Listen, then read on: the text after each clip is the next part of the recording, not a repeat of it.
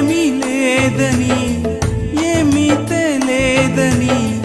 అన్నారా నిన్ను అవమానపరిచారా తలరాత ఇంతేనని తరువాత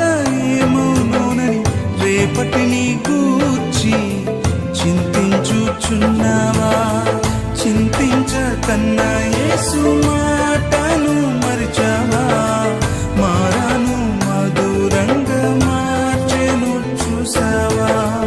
చింతించకన్నా యేసు మాటను మరిచావా మారాను మధురంగా మార్చెను చూసావా కన్నీరేలం